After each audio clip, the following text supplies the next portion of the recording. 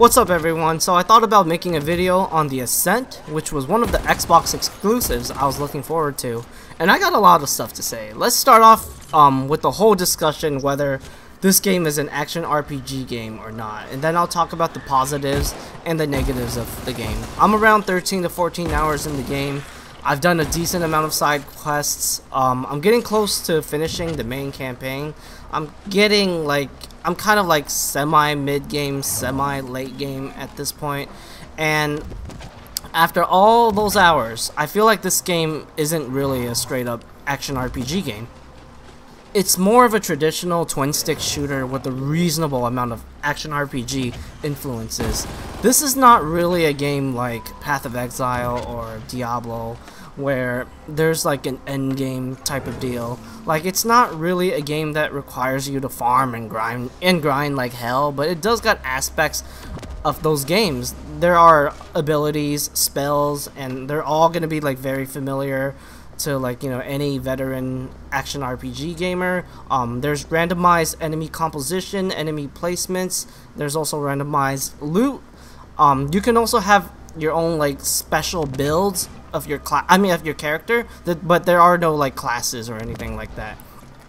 So here's a good example here. I'm basically limiting myself from using certain abilities because of the stats you upgrade every time you level up. It can affect certain abilities. So I've been using abilities that take advantage of my stats, so my abilities will be stronger. But I do want to try out some of the other abilities because there are so many of them and I haven't really bothered trying them out. There isn't really like a tier system for the items you get. There's no such thing as magic, set, rare, that type of system in this game, at least like at that point of my progress. There might be something like that in like the really late game, or maybe like once I do all like the side quests, but so far I haven't bumped into any mechanic like that. But there are like different kinds of armor that you can use to fit your playstyle. I've been mostly using armor that just gives me a lot of resistances to certain damage, and of course with the same thing with weapons, there's also a lot of different kind of weapons that you can use. I've been mostly using assault rifles / SMGs, shotgun, and explosive based weapons as far as my preferred gun choices. At the end of the day, the Ascent really feels like a shooter than an RPG game. For example, I've always thought System Shock 2 is more of a survival horror than a FPS or RPG game, but it's a survival horror with a decent amount of RPG and FPS mechanics where I believe it can scratch that kind of itch for players that are fans of those genres. The Ascent is pretty much that, except it's a twin-stick shooter, but it does have RPG elements to please people who do enjoy RPG games. So if you're expecting this game to be your alternative Diablo, I think it isn't that kind of game, but if you want a great shooter with some nice RPG mechanics, you are in the right spot. Now let's talk about the good things about this game, and this game delivers so many great stuff without a doubt. The graphics and visual design is stunning. This is by far the best looking cyberpunk game I've ever laid my eyes on, man.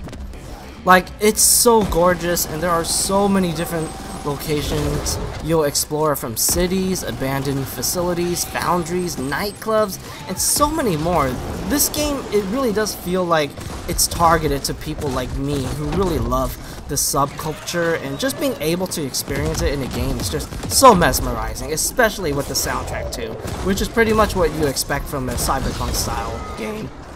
It's got this groovy electronic upbeat jams for the combat driven encountered, and like the more moodier and calm ambient songs for exploration, and it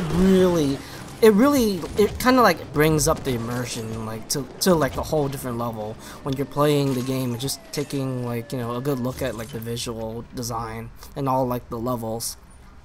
The game does got a great job with the shooting mechanics too. I mean, this is a shooter, so the shooting mechanics needs to be good, and this game really delivers it. It's mostly a frantic run and gun style game, but it does have a Gears of War like cover system, which can be useful at time if you want to take a breather, since it gives you a good angle of enemy, and it protects you from incoming gunshots, but it'll encourage enemies to bum rush you too. The game only allows you to carry 2 weapons in gameplay, but you can have many weapons in your inventory, and you will have to change them depending the fights you're going through. And this game does have a system where certain weapons will do extra damage to certain enemies, like energy-based weapons are good against robots, but not great against flesh-based type mobs. So what that means is there's a lot of like strategic element in this game, and you cannot rely on like one gun for every situation. I love RPG games with sick abilities, and this game is one of them. I've been only using some of them because of my build and the stats I implemented, so I haven't really, used too many of the other abilities I discovered, but I'm basically rocking like a typical AoE close range attack, and I also have this ability that stuns like a group of enemies, and I think both of those abilities really go well together, which is why I'm comboing them. Not only they're fun to use, but they're very awesome to look at too. And this game, I was pretty surprised like how challenging this game can be at times. Like, there's not like a difficulty selection in there's not like a difficulty selection in this game, but man, sometimes this game, it can really kick your ass, especially in the main mission. Basically, like most of these missions, like the main quests, I feel like a lot of like the standard gameplay is pretty self-explanatory. Like if you play a lot of shooters and you play a lot of RPG games, you should be able to walk through them without any issues. But the last bit of those main missions, it's always going to be some sort of like crazy boss fight or like some really crazy arena style gauntlet that's going to really test your skills. And I think like that's kind of like some of the highlighted moments for this game when it comes to like the combat stuff. Alright, enough of like the good stuff here, because as much good things I want to say about this game, I do got some negatives.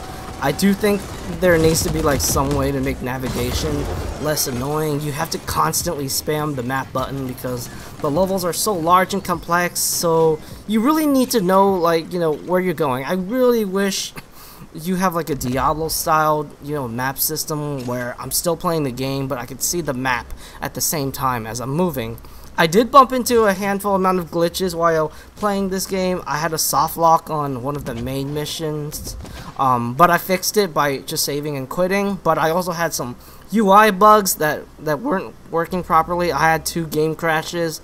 I also had a bug where I couldn't shoot my gun, but then I went into the game's loading screen, and it fixes that. I also had another issue where I couldn't save and quit my game, but luckily dashboarding the Xbox didn't ruin my save file at all. And I really do hope like all of these bugs get straightened out, because it's annoying to deal with these things, especially, with a game that's this good. You don't want to like experience these bugs. But luckily there hasn't been any like really bad or really like game-breaking bug where like, my save file got corrupted or I lost hours of my progress or something like that. I have not experienced any of that. I do think there needs to be better balance for this game. There were some missions where like they recommend you to do like a certain level, but it's not always true. I had a main mission where you need to be level 14 to do it. But most of the mobs I was fighting were like level 16, 18s, and I think some of them were 19s too, but the boss was level 14. But if you were level 13, you could easily struggle with that mission because this game does not want you to be in a certain level to fight those mobs properly, so you don't get completely wrecked by them. But then again, I didn't struggle with this mission because I think I was like level 18 at that point, so I pretty much walked through that mission without any issue. But if you're that kind of player who's probably just trying to like rush through the game, I personally think this game is going to be really mean to you if you don't really take the time to try to like get your levels up. I do think this game can be pretty cheap at times, and I've been hearing reviewers mentioning some of like the frustrating moments of this game, and I can totally understand. For example, I love to explore in this game, and you definitely want to do it because you get good experience from killing mobs and you'll be rewarded with loot or weapon upgrades. But sometimes you can be in an area with level 4 to 6 and then decide to explore the area just so slightly, like just changing your direction to like the left side of your main objective, and then bump into like some level 16s and 18s and you get completely crushed, or sometimes you'll just die before you know it. I think the game needs to do something to warn the player, like what kind of level the mobs will be, just to avoid cheap deaths like that, because sometimes I do bump into that and it just feels really cheap. Also, speaking of like cheap deaths, sometimes the random enemy composition can be really dumb. I've had moments where I die to like a ridiculous pack of mobs at a certain location. Like I'm fighting like so many of these like heavy demons. I'm getting like overwhelmed by like so many dudes, and I felt like, you know, I just didn't have like the firepower, and when I die and I go back to the same location from a checkpoint, the pack of mobs becomes stupidly easy. So I think there needs to be like better balancing in that aspect, because like I said, this game does kind of feel pretty cheap at times, and you know, when you get through these cheap deaths, it does kind of make it makes the game feel a little bit amateurish in that regard. But overall, this game is awesome, and I feel like I'm enjoying it more and more when I play it. I definitely, you know, want to do another playthrough with better knowledge of the game once I complete the main missions and do all the side quests, just to kind of like 100% it out. And of course, I want to see, like, you know, how a second playthrough would be once like I have better experience with this game.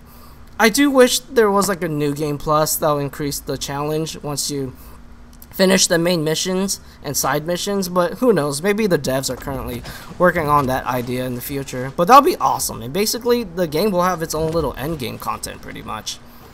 I do recommend people to play this game on like a reasonably fast PC, especially with like good good load times, because I saw like the Xbox One load times on Digital Foundry, and yeah, those load times are they're really gonna hinder your experience if you're playing this game, because fast travel is pretty important in this game, so you are gonna bump into like a lot of loading screens. And if you're playing on the base Xbox One or the Xbox One X, the load times are so much slower on the new Xboxes.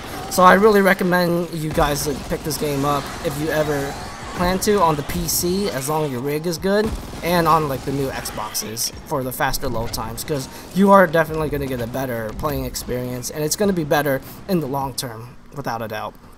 With that said, thank you for watching, and stay tuned for more videos like this.